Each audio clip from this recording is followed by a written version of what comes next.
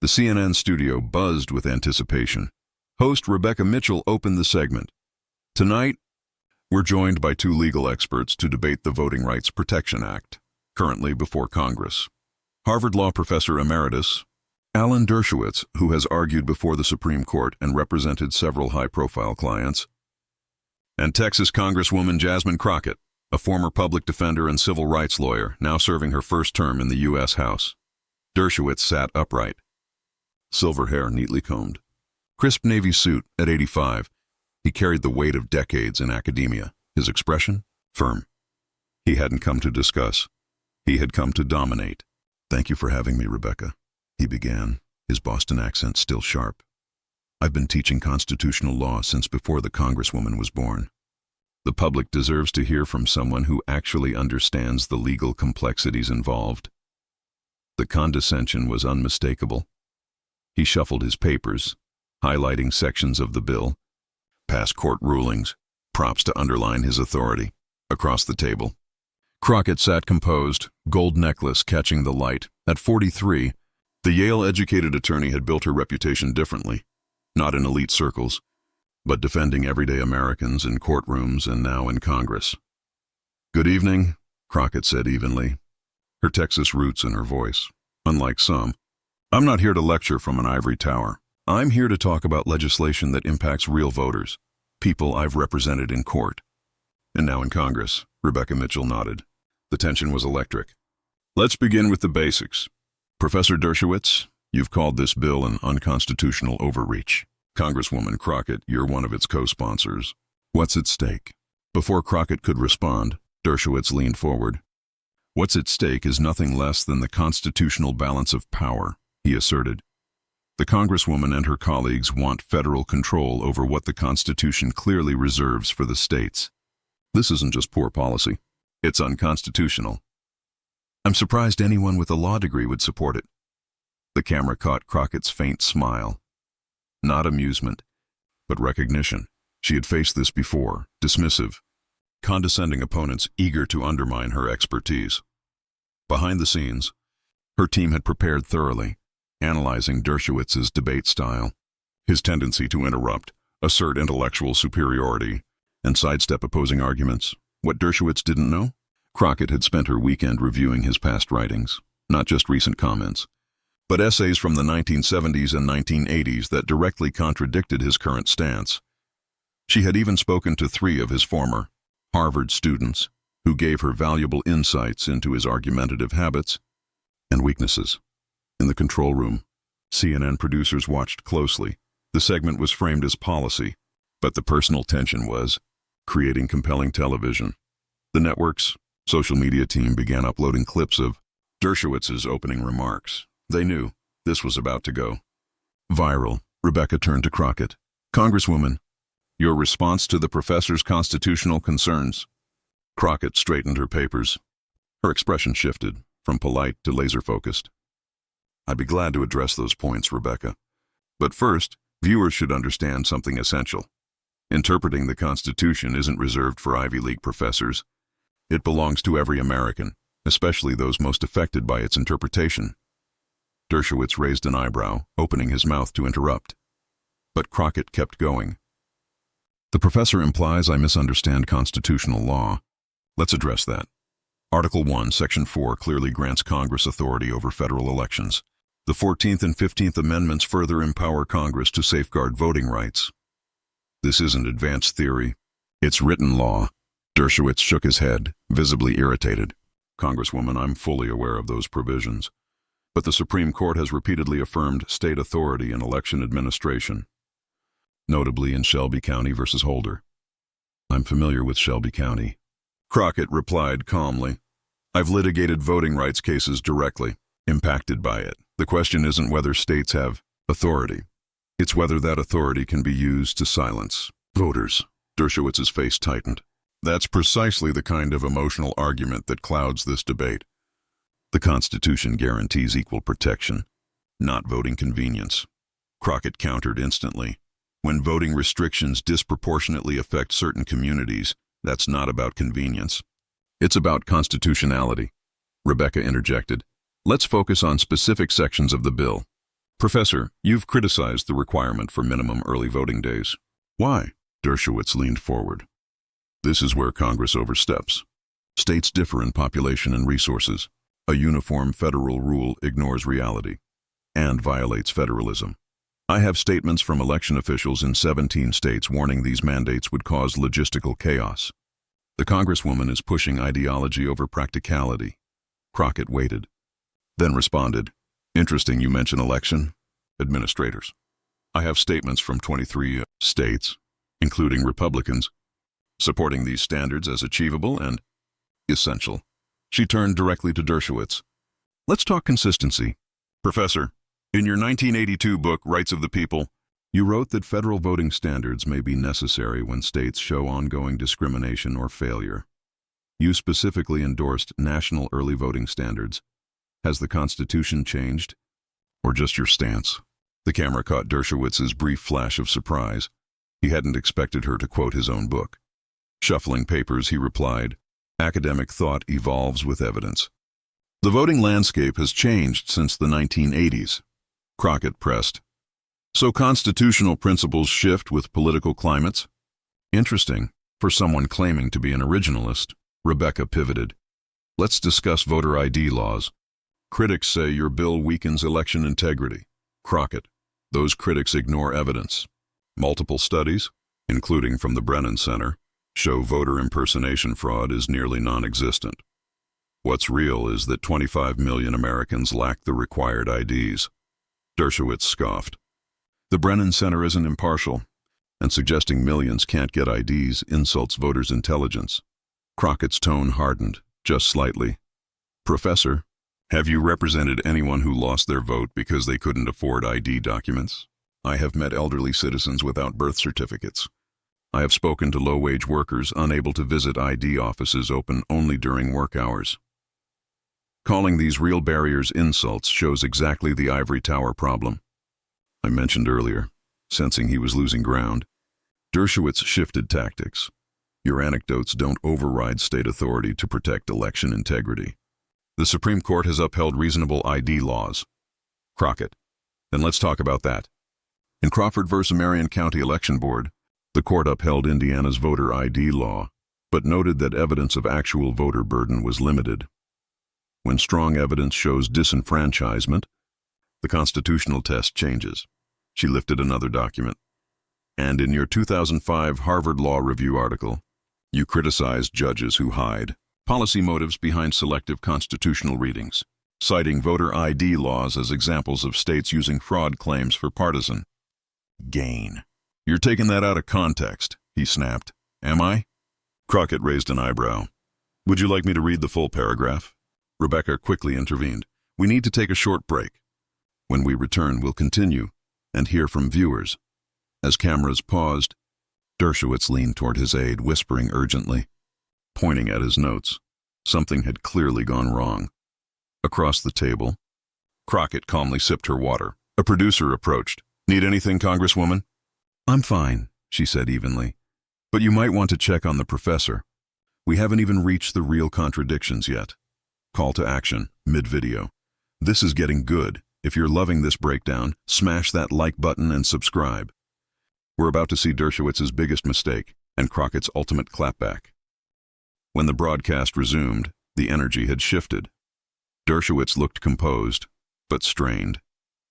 During the break, I reviewed my own writings, not the Congresswoman's selective quotes.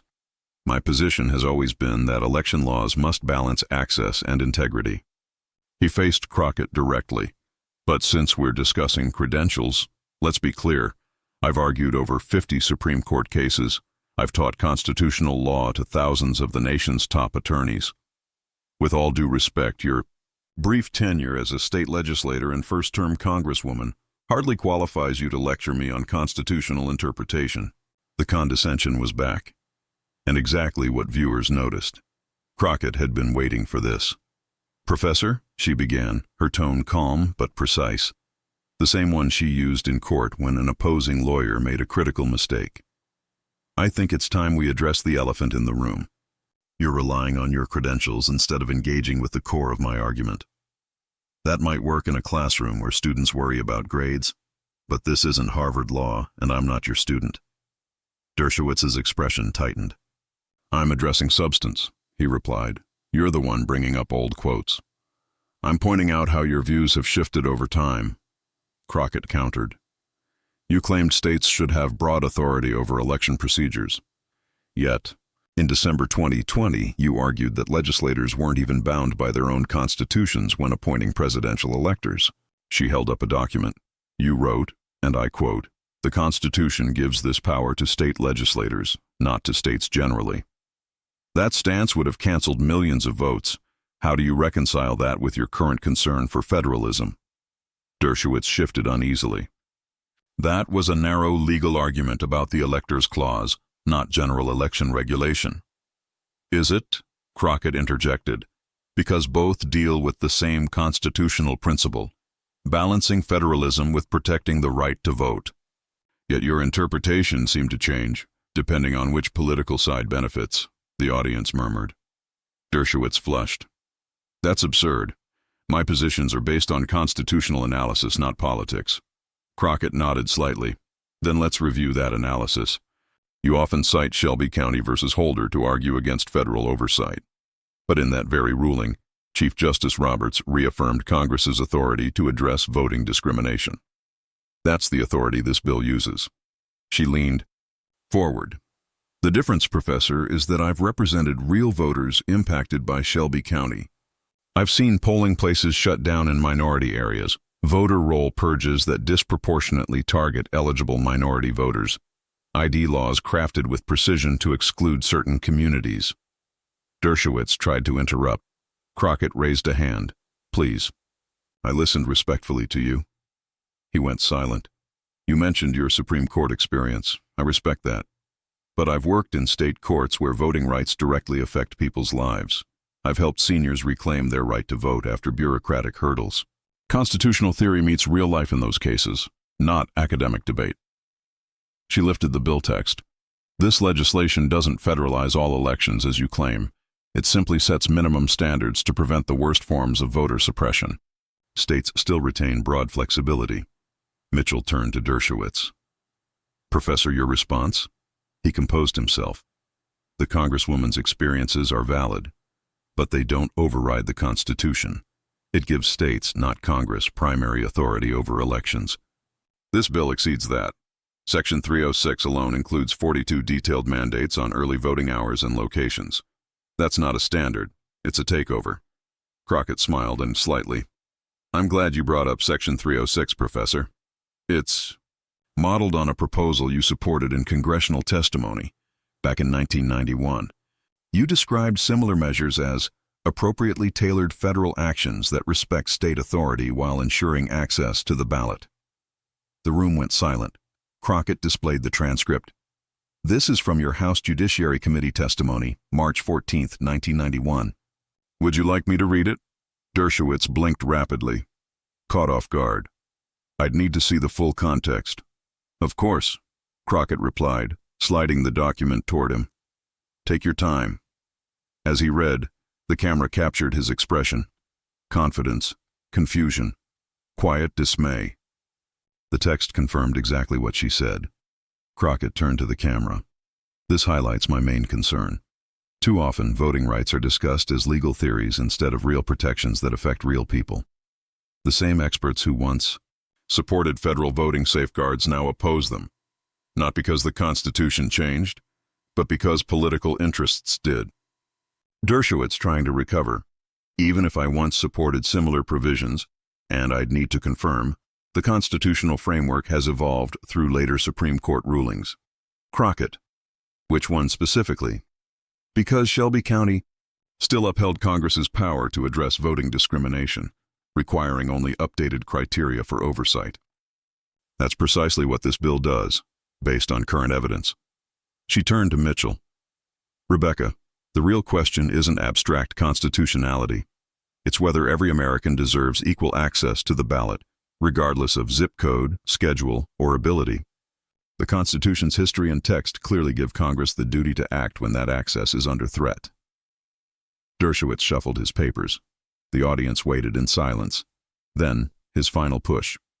Congresswoman, With all due respect, I don't think you understand the unintended consequences of this legislation. Section 502 could actually weaken minority voting power in certain local elections. Crockett's smile widened, just slightly.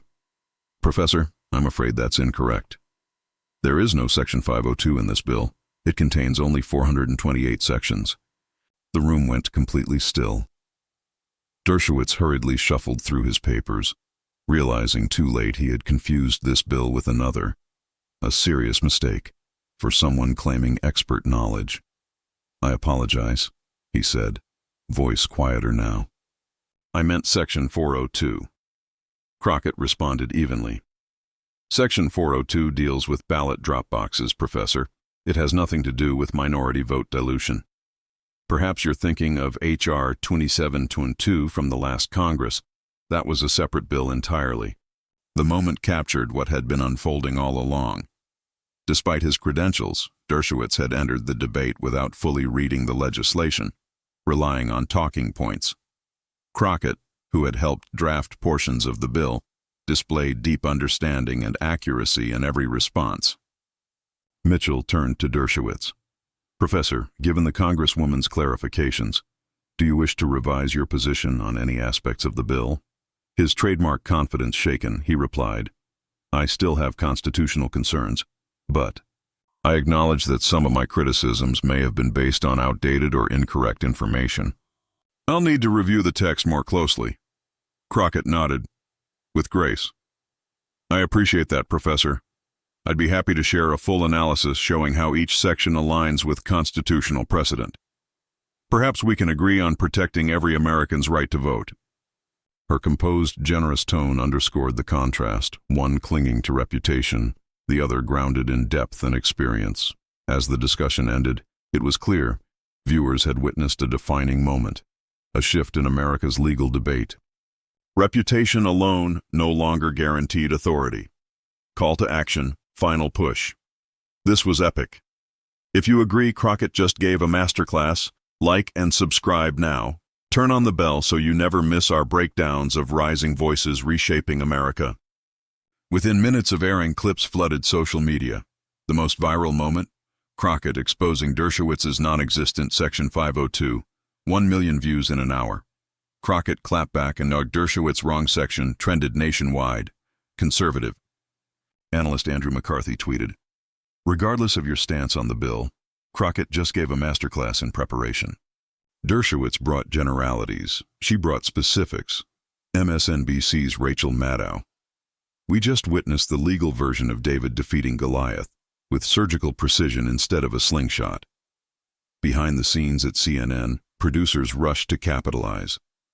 They prepared a special, The New Defenders, Rising Voices Reshaping Legal Debate, starring Crockett.